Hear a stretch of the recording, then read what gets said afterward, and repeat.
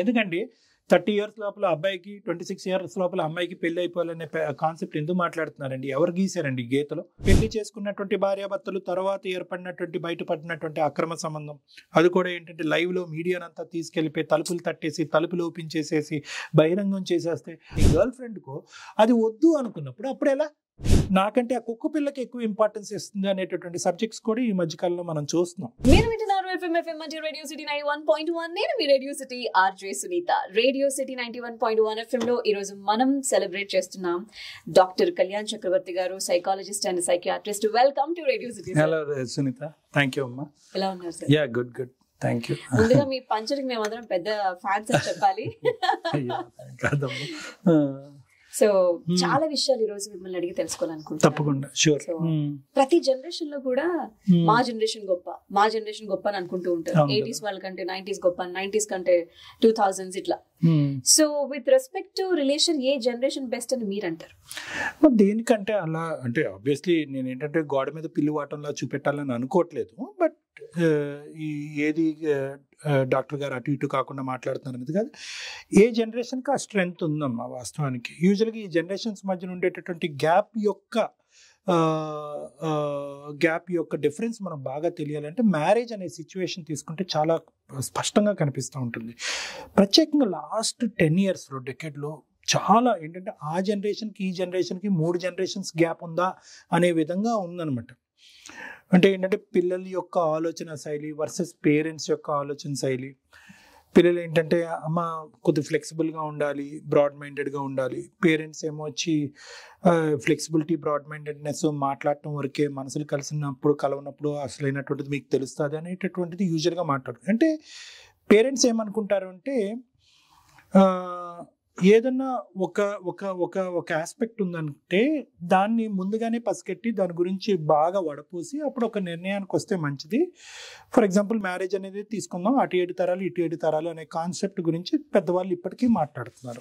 అది ఇప్పుడు మీరు అనేటటువంటి 90s జనరేషన్ అయినా 80s జనరేషన్ అయినా ఎవరిదైనా ఇప్పుడుండే జనరేషన్తో పోల్చుకుంటే. కానీ ఇప్పుడు ఉండేటటువంటి ఈ జనరేషన్ ప్రధానంగా ఇప్పుడు ఉండేటటువంటి 18 to 30 years మధ్యన పిల్లల్ని, యంగ్ అడల్ట్స్ని తీసుకుంటే గో విత్ ద ఫ్లో అనే కాన్సెప్ట్ వచ్చిందనమాట.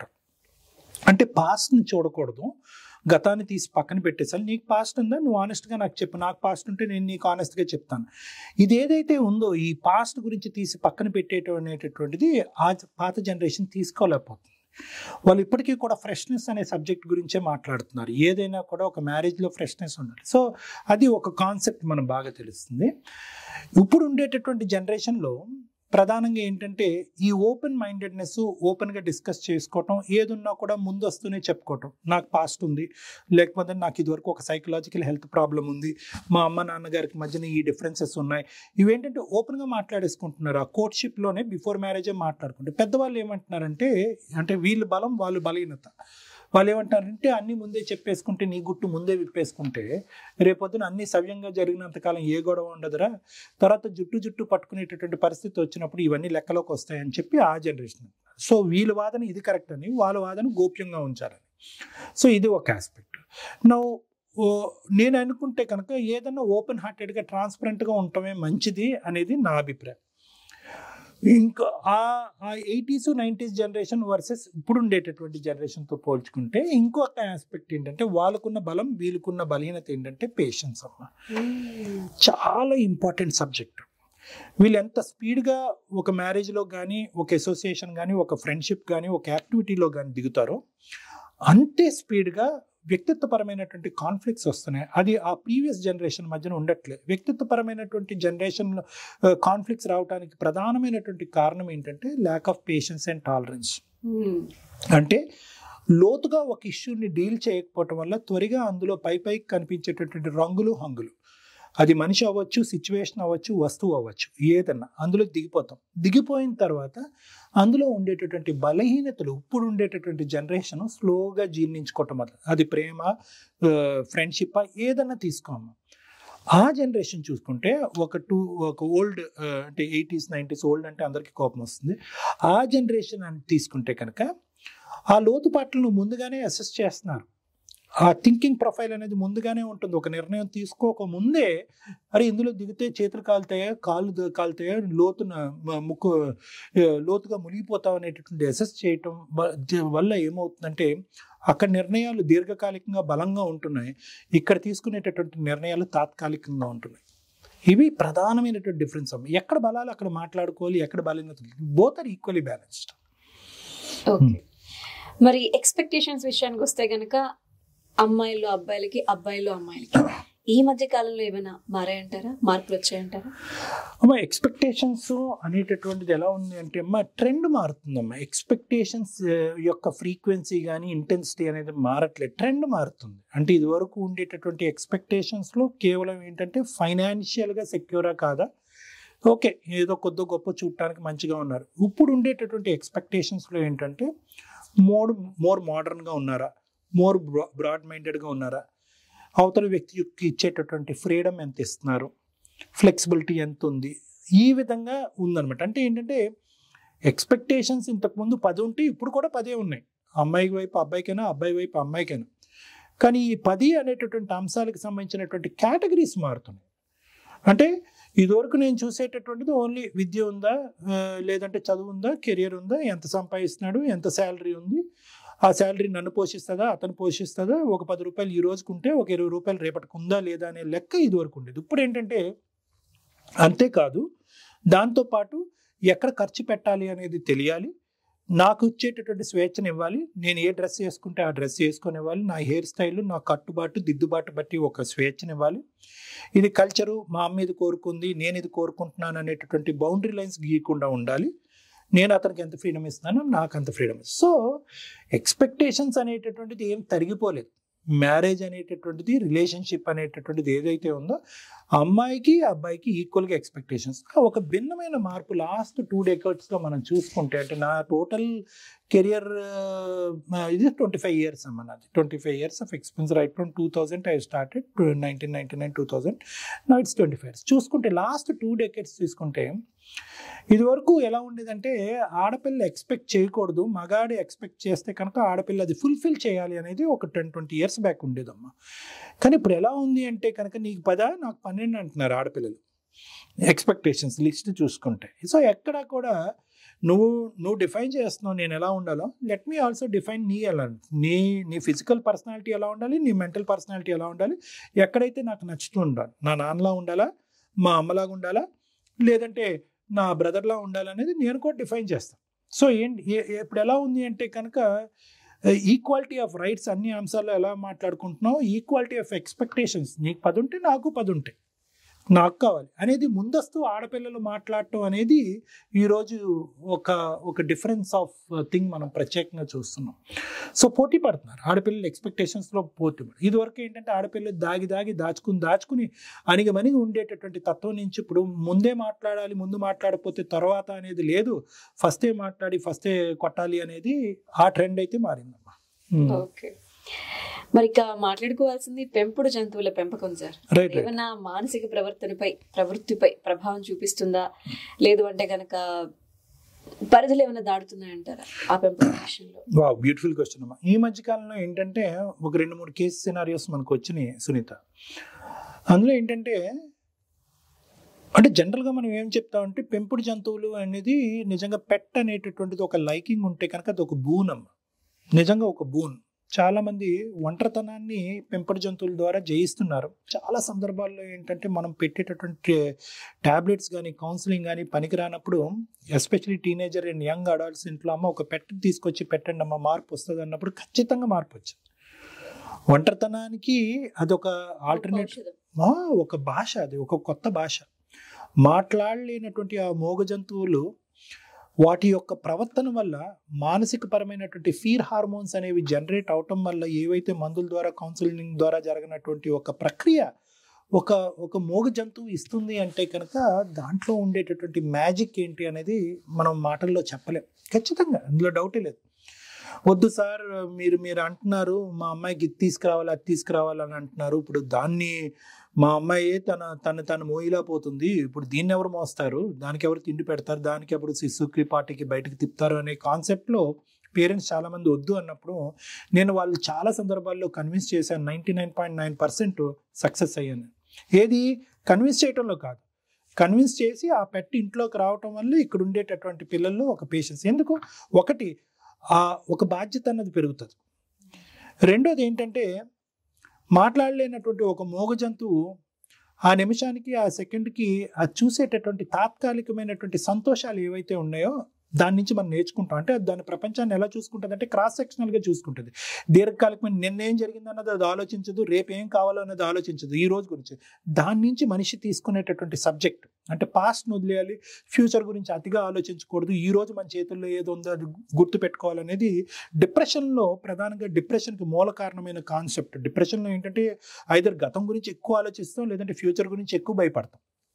ఈ రెండు లేనటువంటి ఆస్పెక్ట్స్ లేకుండా ఏ రోజుకి ఆ రోజు హ్యాపీగా సంతోషంగా ఆ తాకు ఊపుకుంటూ హ్యాపీగా బతికేటటువంటి ఆ జంతువుని చూసి మనం నేర్చుకుంటాం అనేది ఒకటి.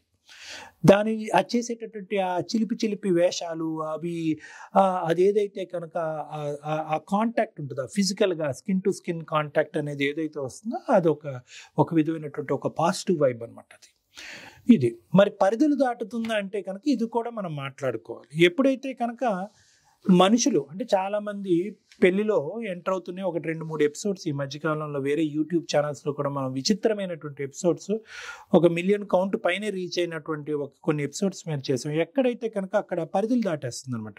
అంటే పెళ్లిలో భర్త ఏదైతే కనుక ఒక స్ట్రెంగ్త్ వస్తాడో, ఒక బలంతో వస్తాడో, ఆ భర్త కంటే కనుక వచ్చినటువంటి ఆ పెంపుడు జంతువు ఒక విపరీతమైనటువంటి ఇంపార్టెన్స్ పెరిగిపోతుంది అనమాట దానికి.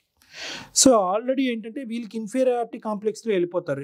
ఎస్పెషలీ ఆ స్టార్టింగ్లో ఆ పొసెసివ్నెస్ అనేది ఉంటుంది చూడండి. ఆ పొసెసివ్నెస్లో కేవలం మనుషులే కాదు, అరే నాకంటే వాళ్ళ అమ్మకి ఎక్కువ ఇంపార్టెన్స్ ఇస్తుంది, వాళ్ళ నాన్నకి ఎక్కువ ఇంపార్టెన్స్ ఇస్తుంది అనేటటువంటి దాని దగ్గర నుంచి నాకంటే ఆ కుక్క పిల్లకి ఎక్కువ ఇంపార్టెన్స్ ఇస్తుంది అనేటటువంటి సబ్జెక్ట్స్ కూడా ఈ మధ్యకాలంలో మనం చూస్తున్నాం. అదృష్టమో దురదృష్టమో మనకు తెలియదు. సో ఏంటంటే ఆఖరికి ఏంటంటే అవతల సైడ్ భర్త దగ్గర నుంచి కానీ భార్య దగ్గర నుంచి వచ్చేటటువంటి వేధింపు లేదంటే అక్కడి నుంచి వచ్చే ప్రేమని కుక్క పిల్ల దగ్గర నుంచో పిల్లి పిల్ల దగ్గర నుంచి వచ్చేటటువంటి లవ్ అండ్ ఎఫెక్షన్తో పోల్చడం జరుగుతుంది. ఆ మోగ జంతువు చూడు, నేనేం చేసినా అది టాలరేట్ చేస్తుంది, నేను 1-2 దెబ్బలు వేసినా కూడా అది నా దగ్గరికి వస్తుంది, పాలు పెడితే కనుక హ్యాపీగా తాగుతుంది, నా పక్కనే పడుకుంటుంది.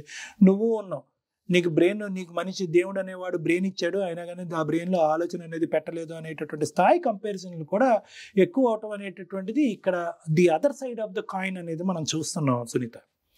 సో కాబట్టి ఏంటంటే ఎంత పెంచుకున్నా, ఎంత పెంపుడు జంతువుని పెంచుకున్నా అది మానవ విలువలు లేదంటే మనుషుల మధ్యన ఉండేటటువంటి బంధాన్ని డైల్యూట్ చేసేటటువంటి స్థాయికి, ఆ విపరీతమైనటువంటి స్థాయికి అది వెళ్లకుండా మనం చూసుకోవటం అనేది మనుషుల్లో మన మధ్యన ఉండేటటువంటి ఒక బాధ్యతగా అందరూ గుర్తుపెట్టుకోవాల్సినటువంటి అంశం.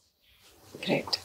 అలా పరిధులు దాటేస్తుంది మరి ఘోరంగా. మరి చాలా సెలబ్రిటీస్ నుంచి కామన్ మ్యాన్ వరకు ఇప్పుడు వినిపిస్తున్నటువంటి మాట ఏంటంటే డివోర్స్ చాలా కామన్ అయిపోయింది. కారణాలు ఏంటంటే ఇప్పుడు ఏంటంటే ఇప్పుడు అది మంచిగా చెడు అనేది మనం తర్వాత మాట్లాడుకుందాం. కానీ ఏంటంటే ఎందుకు డివోర్స్ అనేది ఒక కామన్ సబ్జెక్ట్ అయిపోయిందా, లేదంటే ఒక కామన్ టాపిక్, అంటే అది కామన్ గా జరిగేటటువంటి ఒక అంశమా, లేదంటే కామన్ గా మాట్లాడుకునే ఒక సబ్జెక్టా? డివోర్స్ తీసుకున్నారంటే ఓహో డివోర్స్ తీసుకున్నారా అనేస్తున్నారు. ఖచ్చితంగా ఏంటంటే ఒక్కరు అంటే నిన్నగాక మొన్న పెళ్ళయింది, 10 ఏళ్ల తర్వాత పెళ్ళయింది, ఎక్కువగా వింటున్నాం. 2 టాపిక్స్ అమ్మా. ఒకటి ఇలా మాట్లాడుకుంటున్నారు అంటే ఖచ్చితంగా ఫ్రీక్వెన్సీ ఆఫ్ డివోర్స్ పెరిగింది. ఓకే. రెండోది ఏంటంటే అంటే నెంబర్ ఆఫ్ డివోర్స్ రేట్స్, అంటే మ్యారేజ్ ఎంత ఫ్రీక్వెంట్గా పెరిగిందో ఆ స్థాయిలో కాకపోయినా దానికి మ్యారేజ్ జరిగేటటువంటి 1/10 రేటుకి కూడా డివోర్స్ పెరిగింది, లేదంటే ఆల్మోస్ట్ 1/4 రేటుకి కూడా పెరిగింది అనేటటువంటి కొన్ని సొసైటీస్లో 1/4 రేటుకి కూడా పెరిగింది అనే సబ్జెక్టు. అంటే 10% to 25% depending on society, cultural background, రాష్ట్రాలు, రిలీజన్లు బట్టి వేరియేషన్ వచ్చింది. అంటే ఫ్రీక్వెన్సీ అయితే ఖచ్చితంగా పెరిగింది. ఏ రిలీజన్ అవనండి, ఏ రాష్ట్రం అవనండి, ఎక్కడ.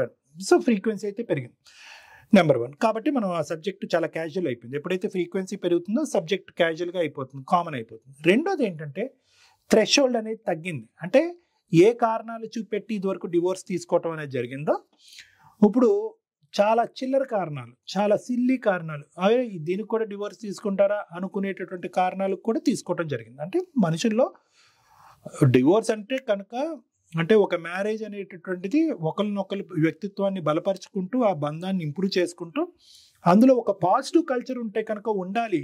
లేదు నెగిటివ్ కల్చర్ బిల్డప్ అయ్యి ఒకళ్ళు ఇంకా బలహీనతలు పెరిగిపోతున్నాయి, ఇంకా వీక్ అయిపోతున్నారు, మానసికంగా వీక్ అయిపోతున్నారు, శారీరకంగా వీక్ అవుతున్నారు, ఆర్థికంగా వృత్తిరీత్యా వీక్ అవుతున్నారు అన్నప్పుడు డివోర్స్ తీసుకుని బయటపడటం తప్పులేదు కదా అనే కాన్సెప్ట్ కూడా చాలా బలంగా వెళ్తుంది అనమాట ప్రజల్లోకి. అంటే when the marriage doesn't protect me, అంటే ఒక పెళ్లి నన్ను ప్రొటెక్ట్ చేయకపోతే కనుక నా యొక్క స్ట్రెంగ్స్ కానీ లేదంటే నా యొక్క కాన్సెప్ట్స్ కానీ నా యొక్క వెల్బీయింగ్ కానీ ఒక మ్యారేజ్ కాపాడకపోతే నేను అందులోంచి బయటకు వెళ్ళిపోతాను అనేది కరెంట్ జనరేషన్ చాలా ప్రత్యేకంగా మాట్లాడుకుంటుందమ్మా. కాబట్టి ఆ తప్ప ఒప్ప అంటే కనుక రెండు జనరేషన్స్ మళ్ళీ కాన్ఫ్లిక్ట్ అయిపోతాయి. ఇందాక మీరు అనుకున్నారు కదా, ఆ కాన్ఫ్లిక్ట్ అవుతాయి. అలా కాకుండానే ఆ వ్యక్తికి ఉండేటటువంటి స్వేచ్ఛ, అంటే పెళ్లి చేసుకోవటం అనేది ఎంత స్వేచ్ఛో అందులో ఇబ్బందికరంగా సంవత్సరాల కొద్దీ అందులో ఉండిపోతూ బాధపడుతూ హింసకు లోనవుతూ క్షోభకు లోనవుతూ అందులో ఒక 2-3 పిల్లలను కనేసి అరే ఇప్పుడు ఇంతకుముందు ఏంటంటే పెళ్లి చేసినటువంటి తల్లిదండ్రులను గౌరవించాలి, పెళ్లి చేసినటువంటి పెద్దల్ని గౌరవించాలి, పెళ్లిని గౌరవించాలి కాబట్టి ఇందులో ఉండిపోవాలి అనేటటువంటి ఒక క్రమం అయితే, ఈ పెళ్లి ద్వారా 3 పిల్లలు పుట్టేశారు కాబట్టి ఆ పిల్లలకి నేను రేపొద్దున ఏం చెప్పాలి కాబట్టి ఆ పిల్లల్ని, ఆ కాన్సెప్ట్ లోంచి స్లోగా కరెంట్ జనరేషన్ బయటకు వచ్చేస్తుందమ్మా. ఎందుకంటే కనుక పెళ్లి కంటే నేను ముఖ్యం, పెళ్లి ముందు రాలేదు నేను ముందు వచ్చా, నా ప్రయారిటీస్ ముఖ్యం అనేటటువంటి కాన్సెప్ట్లోకి రావటం వల్ల ఏంటంటే ఎక్కడ పరిధుల లోపల ఉండాలి, ఎక్కడ పరిధులు దాటాలి అనేటటువంటిది కరెంట్ జనరేషన్ చాలా బాగా తీసుకుంటుంది నిర్ణయాలు. కానీ దురదృష్టం ఏంటంటే చాలా చీప్గా చాలా చిల్లరగా కనిపించే కొన్ని సిల్లీ కారణాలకు కూడా తొందరపాటుతనంతో తీసుకుంటుంది. ఇవేంటంటే మళ్ళీ మీరు అనొచ్చు అవి ఏంటి సార్, అవి అరేంజ్డ్ మ్యారేజెసా అని అనొచ్చు. కాదు, 4-5 సంవత్సరాల పాటు లవ్ మ్యారేజ్ చేసుకుని 4-5 నెలల్లోనే డివోర్స్ తీసుకున్నటువంటి కేసులు మన దగ్గర ఉన్నాయి. అక్కడ చూస్తే 4-5 years లవ్ స్టోరీ రిలేషన్షిప్ అంటే అరే బాబో ఏ స్థాయిలో ఉండుంటుందో ఆ బాండింగ్ అని మనం అనుకుంటూ ఉంటాం. కానీ కట్ చేస్తే కనుక ఎక్కడ లేనటువంటి డిఫరెన్సెస్ అన్నీ కూడా నెక్స్ట్ 4 to 5 months మ్యారేజ్ అయిన తర్వాత బయటకు వస్తుంది. నిన్ను లవ్ చేశాను కానీ మీ అమ్మ ఇలా మాట్లాడుతుందని నేను అనుకోలే, నిన్ను లవ్ చేసుకుంటాను కానీ మీ ఇంటి వాతావరణం ఇలా ఉంటుందని అనుకోలే, నువ్వు ప్రేమించినప్పుడు చూపించినటువంటి ఆ లవ్ ఎఫెక్షన్ అండ్ కేర్ అనేటటువంటిది పెళ్ళి అయిన తర్వాత అదంతా కూడా హరించకపోయింది. సో ఈ కాన్సెప్ట్స్ అనేటువంటి రావటం వల్ల డివోర్స్ అనేటటువంటి దానికి సంబంధించినటువంటి థ్రెషోల్డ్ అనేది చాలా ఈజీగా దాటేస్తున్నారు. పెళ్లి కావాలి అనుకున్నప్పుడు కావాలి అనుకున్నాము, వద్దు అనుకోవటానికి పెళ్లి కావాలి అనుకున్నప్పుడు ఏవైతే కారణాలు చూపెట్టామో ఆ కారణాలు అప్పుడు ఉన్నాయండి. కానీ విడిపోవటానికి డివోర్స్ తీసుకోవటానికి ఇప్పుడు ఏవైతే కారణాలు ఉన్నాయో అవి కూడా స్ట్రాంగ్ రీజన్సే. సో మీరు కలిసి ఉండటానికి మీరు మాట్లాడినటువంటి మాటలు అప్పుడు విడిపోవటానికి ఇప్పుడు మాట్లాడుతున్నాం, తప్పేముందండి? సో అది డిబేటబుల్ సబ్జెక్ట్. సో ఖచ్చితంగా ఫ్రీక్వెన్సీ ఆఫ్ డివోర్స్ పెరిగింది, డివోర్స్ అనేటటువంటిది ఒక క్యాజువల్ సబ్జెక్ట్ అయ్యింది. డివోర్స్కి సంబంధించినటువంటి థ్రెషోల్డ్ ఏదైతే ఉందో, ఎక్కడైతే విడిపోతాం అనే గీత ఉందో ఆ గీత కాస్త కింద పడిపోయింది. ఇప్పుడు మ్యారేజ్ స్కిప్ అనేటువంటి మాట కూడా నేను ఎక్కువగా వింటున్నాను. ఏంటమ్మా మ్యారేజ్ స్కిప్ అంటే? పెళ్ళి అనేది వద్దు, అంటే కమిట్మెంట్ అనే భయం అమ్మ. అంటే ఇది ఎలా ఉంది అంటే కనుక ఈ ఎగ్జాంపుల్స్ ఎక్కువైపోతున్నాయి మీడియాలో. ఏంటంటే భార్యాభర్తల మధ్యన జరిగేటటువంటి గొడవల యొక్క సెన్సేషనలైజేషన్ ఎక్కువైపోతుంది. అంటే అవి ఎప్పుడూ ఉన్నాయమ్మా, ఓకే ఇదివరకు కొద్దిగా ఫ్రీక్వెన్సీ తక్కువ ఉంటుంది, ఇప్పుడు ఎక్కువ ఉందేమో, కానీ సెన్సేషనలైజ్ అయిపోతున్నాం. పెళ్లి చేసుకున్నటువంటి భార్యాభర్తలు తర్వాత ఏర్పడినటువంటి బయటపడినటువంటి అక్రమ సంబంధం, అది కూడా ఏంటంటే లైవ్లో మీడియానంతా తీసుకెళ్ళిపోయి తలుపులు తట్టేసి తలుపులు ఓపెన్ చేసేసి బహిరంగం చేసేస్తే అరే ఇదేంటి మరి వీళ్ళిద్దరు ప్రేమించి పెళ్లి చేసుకున్నారో లేదంటే అరేంజ్డ్ మ్యారేజ్ పెద్దల సమక్షంలో పెళ్లి చేసుకున్నారో, వీళ్ళేంటి మరి అంత స్థాయిలో బిల్డప్ చేసుకున్నటువంటి పెళ్లి పవిత్రత బాండింగ్ అనేటటువంటి గొప్ప మాటలు కొంత దూరమేనా, ఆ తర్వాత మనం ఎలా కావాలంటే అలా బతికేయచ్చా? అలాంటప్పుడు పెళ్ళి ఎందుకు? పెళ్లి చేసుకుంటే ఫ్లెక్సిబిలిటీ ఉండదేమో, పెళ్లి చేసుకుంటే ఫ్రీడమ్ ఉండదేమో, పెళ్లి చేసుకుంటే కనుక నా కోరికలు ఎప్పటికీ తీరవేమో, అది ఒక బంధం ఏమో, ఒక బాధ్యత ఏమో, ఒక పరిధేమో, ఆ పరిధి దాటకూడదేమో అనేటటువంటి కాన్సెప్ట్లోకి చాలా కామన్ అయిపోయిందమ్మా. ఎన్ని కేసెస్ వస్తున్నాయి నా దగ్గరికి, సార్ మా అమ్మాయికి ఒక బాయ్ ఫ్రెండ్ లేడు, లేదంటే మా అబ్బాయికి ఒక గర్ల్ ఫ్రెండ్ లేదు, కానీ పెళ్ళి వద్దు అంటున్నారు. పోనీ వీడికి ఏదైనా బ్యాక్గ్రౌండ్ ఉందంటే బ్యాక్గ్రౌండ్ లేదు, ఆ అమ్మాయికి ఏమైనా బ్యాక్గ్రౌండ్ ఏదైనా హిస్టరీ ఉందా చరిత్ర ఉందంటే చరిత్ర కూడా లేదు, కానీ పెళ్ళి అయితే వద్దు. ఎందుకు పెళ్లి మీద అంత వ్యతిరేకత అంటే కనుక కమిట్మెంట్ సార్ నాకు ఇష్టం లేదు అంటే వెస్టర్న్ కాన్సెప్ట్. వెస్టర్న్ కాన్సెప్ట్ వచ్చేసింది. మరి ఎలాగమ్మా మీ అమ్మ నాన్న కూడా అలా ఉండుంటే కనుక మరి నువ్వు ఇప్పుడు ఈ రోజు ఉండేదానో భూప్రపంచం మీద అంటే ఆ జనరేషన్ వేరే ఈ జనరేషన్ వేరు. ఇప్పుడు కాకపోతే ఇంకో 5 సంవత్సరాల తర్వాత ఆలోచించుకుంటాం. మరి 5 సంవత్సరాల తర్వాత నీకు కావాల్సినటువంటి మొగుడు మగాడు వస్తాడా అంటే కనుక ఆ పరిస్థితులు బట్టి అప్పుడు ఆలోచించుకుంటాం. నా మెంటాలిటీ నాకు ట్యూన్ అయ్యేటటువంటి వ్యక్తి అప్పుడు కనిపిస్తే అప్పుడు చేసుకుంటాను. ఈ పరిధిలోనే ఈ ఏజ్ గ్రూప్లోనే ఎన్ని రోజుల లోపలే చేసుకోవాలనే కాన్సెప్ట్ నాకు వద్దు అనేది ప్రధానంగా. ఇందాక జనరేషన్ డిఫరెంట్ అన్న కదా పెద్ద కాన్ఫ్లిక్ట్ ఇక్కడ వస్తుంది. ఎందుకండి 30 years లోపల అబ్బాయికి 26 years లోపల అమ్మాయికి పెళ్లి అయిపోవాలనే కాన్సెప్ట్ ఎందుకు మాట్లాడుతున్నారండి? ఎవరు గీసారండి గీతలో?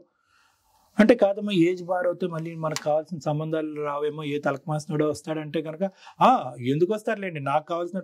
సో ఈ బ్రాడ్ మైండెడ్నెస్ అనేది పెరిగిపోవటం వల్ల చాలా మంది ఏమవుతుందంటే అసలు మ్యారేజే వద్దు, ఎందుకు తలనొప్పి, వాళ్ళు ఎవరో చూస్తారు, వాళ్ళు ఎవరో జాతకాలు చేస్తారు, పంతులు గారు ఎవరో పెళ్లి చేస్తారు, అవి రెండు కలిసి ఉంటాయి లేదు, వాళ్ళ అమ్మతో నాకు పడుతుంది లేదు, వాళ్ళ అయ్యతో పడుతుంది లేదు, వాళ్ళ ఇంట్లో ఏసీ ఉంటుంది లేదు, ఎందుకు ఈ గోలంతా, నా బతుకు నేను బతుకుతానని చెప్పి ఈ స్కిప్ మ్యారేజ్ చాలా ఎక్కువైపోయింది. చాలా ప్రమాదకరమేమో అనిపిస్తుంది, భయం వేస్తుంది నిజంగా ఈ కాన్సెప్ట్. సరే ఇప్పుడు జనరేషన్ నుంచి మ్యారేజ్ వరకు వచ్చాం, ఇంకొంచెం ఎందుకు వెళ్ళి జెండర్స్ గురించి మాట్లాడుకుందాం. డింక్ అనేది ఈ మధ్య కొంచెం ఎక్కువగా పాపులర్ అవుతుంది సార్. అంటే డబుల్ ఇన్కమ్, నో కిడ్స్, ఎదురు పని చేయాలి, పిల్లలు మాత్రం వద్దు. అది పెళ్ళి అయినా పెళ్లి కాకపోయినా లివ్ ఇన్ రిలేషన్షిప్స్. నిజంగా కదమ్మా. అంటే ఇప్పుడు అంటే చైనాలో ఈ కాన్సెప్ట్ చాలా కామన్గా ఉంది అని విన్నాము. ఇది స్లోగా మనకు వస్తుందా అనేది ఒకటి. రెండోది ఏంటంటే కనుక ఒకప్పుడు పిల్లలు వద్దు అనుకుంటే ఎందుకు వద్దు అనుకుంటున్నారు అంటే, పిల్లలు వద్దు అనుకుంటే కనుక ఒకరు పిల్లలు అనేది పోస్ట్పోన్ చేస్తున్నారు. అంటే మా ఇద్దరు ఒకరికొకరుగా అర్థం చేసుకుని మేము ఫైనాన్షియల్గా స్టెబిలైజ్ అయ్యి ఏవో ఒక 2 ఫ్లాట్లు 2 ఇల్లులో కొనుక్కుని మాకు కావాల్సినటువంటి లగ్జరీస్, మాకు కావాల్సినటువంటి కోరికలు అవన్నీ కూడా తీరిపోయి ఫైనల్గా పిల్లలు వచ్చాయి. ఎందుకంటే ద కాన్సెప్ట్ డింగ్ అనే కాన్సెప్ట్ ఎక్కడ వచ్చింది అంటే కనుక, పిల్లలు అనే కాన్సెప్ట్ వచ్చిన తర్వాత, పిల్లలు అనే వాళ్ళు మన జీవితంలో ఎంటర్ అయిన తర్వాత మనం పిల్లలు కాకుండా పోతాం అనే దగ్గర నుంచి డింగ్ అనే కాన్సెప్ట్ వచ్చింది. అంటే ఒకసారి పిల్లలు వస్తే కనుక దానికి సంబంధించినటువంటి బరువు బాధ్యతలు అనేది పెరిగిపోతే మనం ఇంకో జనరేషన్ దాటేస్తున్నాం. ఇంకా అక్కడి నుంచి ఆ పిల్లలకు కావాల్సినటువంటి అవసరాలు చూసుకోవటమే. మనకు కావాల్సినటువంటి అవసరాలు మనకు ఉండవు, మనకు కావాల్సినటువంటి ఆనందాలు, మనకు కావాల్సినటువంటి కోరికలు ఇవన్నీ ఉండవు, అవన్నీ కూడా ఆవిరైపోతాయి అనేటటువంటి దాని దగ్గర నుంచి డింగ్ అనే కాన్సెప్ట్.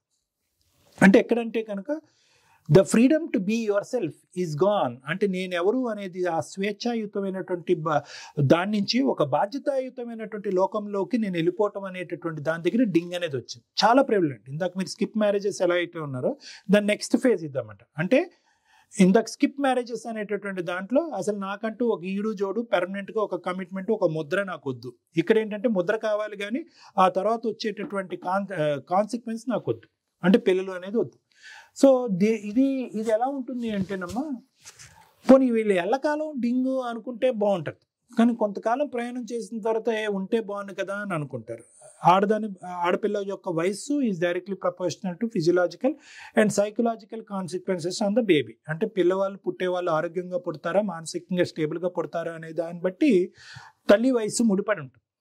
సో ఎక్కడో చాటు ఏంటంటే కొంతకాలం ఈ కాళ్ళు చేతులు బాగా పరిగెట్టినంత కాలం అది వద్దు అనుకుంటారు. సడన్గా ఒకటి స్పార్క్ అవుతుంది, అరే I missing something in my life. ఆ మదర్హుడ్, ఎస్పెషల్లీ ఆడపిల్లకి ఒక మదర్హుడ్ అనేది ఎల్లకాలం మిస్ అవుతూ అదే కాన్సెప్ట్లో ఉండటం చాలా కష్టం. ఆ 35 yearsకి బల్బ్ వెలగచ్చు, 38 yearsకి బల్బ్ వెలగచ్చు. ఆ బల్బ్ వెలిగేది చాలా లేట్ అయ్యింది అనుకోండి, అది చాలా ప్రమాదం అనమాట. సో నేనేమనుకుంటానంటే డింగ్ అనే కాన్సెప్ట్ వినటానికి ఇప్పుడు ఉండేటటువంటి క్రాస్ సెక్షనల్గా ఇప్పుడు ఉండేటటువంటి వయసుకి బాగా అట్రాక్టివ్గా కనిపించినా, ఎల్లకాలం అది అట్రాక్టివ్గా కనిపిస్తుంది. రేపొద్దున అది కావాలి అని అనుకున్నప్పుడు మీ మెంటల్, మీ ఫిజికల్ ఎబిలిటీ సూటబుల్ కానప్పుడు రేపొద్దున మీకు కావాలని అనిపించవచ్చు. ఎదురుగా ఉండేటటువంటి మీ సోకాల్డ్ బాయ్ ఫ్రెండ్కో, లేదంటే మీ భర్తకో, లేదంటే మీ సోకాల్డ్ వైఫ్కో, లేదంటే మీ గర్ల్ ఫ్రెండ్కో అది వద్దు అనుకున్నప్పుడు అప్పుడు ఎలా? ముందు నువ్వు వెనకతలు పోయి కదా. సో డింగ్ అనేటటువంటి కాన్సెప్ట్ ఎల్లకాలం అప్రూవల్ ఉంటుందా, మధ్యకాలంలోకే అది ఆవిరైపోతుందా? అప్పుడు నీ ఎదుర్కొంటూ ఉండేటటువంటి వ్యక్తి ఎవరైతే ఉన్నారో వాళ్ళతో ఒక భేదాభిప్రాయాలు ఆటోమేటిక్గా వస్తుంది, అభిప్రాయ భేదాలు వస్తాయి. అప్పుడు మరి పిల్లలు కావాలి అనే కాన్సెప్ట్తో ఉండేటటువంటి మొగుడిని కానీ భార్యను కానీ వదిలేస్తారా, ఉంటారా? సో ఇటువంటి కాంప్లికేషన్స్ రావటం వల్ల నేనేమంటానంటే డింగ్ అనేటటువంటి కాన్సెప్ట్కి నేను వ్యతిరేకం కాకపోయినా కూడా దాని యొక్క ప్లాట్ఫామ్ అనేటటువంటిది ముందస్తేనే బాగా బలపరచుకోండి. అది ఎల్లకాలం కాన్సెప్ట్, మధ్యమంత వరకు కార్డ్స్ ఉంది. సో ఆ అగ్రిమెంట్ క్లియర్ కట్గా ఉండాలని చెప్తాను. ఓకే. ఈ మధ్య జెన్జీస్ అందరూ కొన్ని క్వశ్చన్స్ అంటే పరిచయం చేసుకునేటువంటి సందర్భంలో హాయ్ అంటూ పలకరింపుల్లో బాడీ కౌంట్ పర్సెంటేజ్ గురించి మాట్లాడుకోవడం వెరీ కామన్. కర్మ. నీ బాడీ కౌంట్ ఎంత ఏమిటి అనేది కర్మ కదమ్మా. అంతే. అప్పట్లో రాముడు అది ఇది అని చెప్పుకుంటున్నారు. ఇప్పుడు ఏంటంటే బాడీ కౌంట్ లేకపోతే అసలు మనిషిగానే ట్రీట్ చేయడం లేదు. Body count he's become body count అంటే చాలా మంది మన వీక్షకులకు అర్థం అవ్వాలి అంటే ఏంటంటే నీకెంతమంది ఉన్నారు పాస్ట్లో లేదంటే ప్రజెంట్లో, నాకెంతమంది ఉన్నారు పాస్ట్లో ప్రజెంట్లో. అంటే ఎంతమందితో నేను రిలేషన్షిప్ పెట్టుకున్నానో అది ఫిజికల్గా ఎమోషనల్గా అనేటటువంటిది. లేదంటే సింపుల్గా ఇదివరకు నీకెంతమంది ఫ్రెండ్స్ ఉన్నారు నాకెంతమంది ఫ్రెండ్స్ ఉన్నారు అనే దాంట్లో ఇప్పుడు ఏంటంటే కౌంట్ లెక్క వచ్చింది అనమాట. అంటే అది శారీరక పరమైనటువంటి మానసిక పరమైనటువంటి అసోసియేషన్స్ ఎంత ఉన్నాయి అనేది. అంటే ఎవరికి తెలియని వాళ్ళు ఉంటే కనుక పాపం వాళ్ళకి నేర్పించాలి కదా. అంటే ఇది ఎందుకు వస్తుంది అనేది తప్ప ఒప్ప అనేది తీసి పక్కన పెట్టేసాము. ఎందుకు వస్తుంది అంటే కనుక it has become a parcel of a life అనమాట. అది ఒక ఫ్యాషన్ అయిపోయింది. ఎందుకు ఫ్యాషన్ అయింది అంటే కనుక ఉంటే తప్ప ఏంటండి అనేటటువంటి కాన్సెప్ట్లోకి నెక్స్ట్ వాళ్ళు అడిగేటటువంటి ప్రశ్నలు. ఇప్పుడు మనం ఏంటంటే ఇది the issue here is that is considered as physiological and mental strength. అంటే శారీరక పరమైనటువంటి మానసిక పరమైనటువంటి ఒక బలంగా పరిగణనలోకి తీసుకుంటున్నాం. ఇట్ ఈస్ అండ్ మరి అది ఎక్కడ క్యాలిక్యులేట్ అవుతుందంటే ఈగో క్యాలిక్యులేట్ అవుతుంది. అంటే ఎంత ఎక్కువ మంది నాకు బాడీ కౌంట్ ఉంటే కనుక నా ఈగో అంత బలంగా ఉంది, ఎంత తక్కువ మంది ఉంటే కనుక అంత నేను వేస్ట్. దీనికి మళ్ళీ పియర్ ప్రెషర్ అనేది వస్తుంది అనమాట ఇక్కడ. అంటే ఎందుకంటే కనుక నాకు ఆ టాపిక్ నచ్చకపోవచ్చు, కానీ నేను నిలబడేటటువంటి నలుగురు మధ్యన ఉన్నప్పుడు అది చాలా కామన్ టాపిక్. వాళ్ళందరికీ చాలా కామన్ టాపిక్. నేను వాళ్ళ మధ్యన ఉండాలి అంటే కనుక నేను ఎన్ని పెగ్గలేస్తున్నాను, నేను ఎంత తాగుతున్నాను, నేను ఎన్ని సిగరెట్లు కాలుస్తున్నాను అనేటటువంటి సబ్జెక్ట్ ఎంత ఫ్రీగా మనం మాట్లాడుకుంటున్నామో అంతే ఫ్రీక్వెన్సీతో అంతే ఫ్రీగా ఇది కూడా మాట్లాడుకున్నప్పుడు నేను కౌంట్ ఏంట్రా బాబు ఒకరుంటవే ఎక్కువ, మా నాన్నో లేదంటే నా గ్రంథాలు లేదంటే ఇంకోటో ఒకరికి మించి ఉండకూడదు, ఆ ఉన్న ఒక్కరితోనే మనం పెళ్లి చేసుకోవాలి, వాళ్ళతో పాటే జీవితాంతం గడవాలి, ఫైనల్గా వాళ్ళతోనే చనిపోవాలి అనేటటువంటి కాన్సెప్ట్లో నేను బయటకు వచ్చాను అని 10 మంది మాట్లాడుతున్నప్పుడు ఆ పియర్ ప్రెషర్లో నేను ఒక్కడనే అది కరెక్ట్ కాదు. ఎంతమంది ఉన్నారు అనేది ఇంపార్టెంట్. అంటే ఎంతమంది ఉన్నారు అనేదే ఒక బలంగా భావించేటటువంటి ఒక సొసైటీలో ఉన్నప్పుడు, ఒక పియర్ గ్రూప్లో ఉన్నప్పుడు ఒక్కలే సరిపోద్దు అనే భాష నేను ఎలా మాట్లాడతానండి అనే దాంట్లో ఈ రోజుల్లో మనం ఎక్కువ చూస్తున్నాం. So it has become a fashion.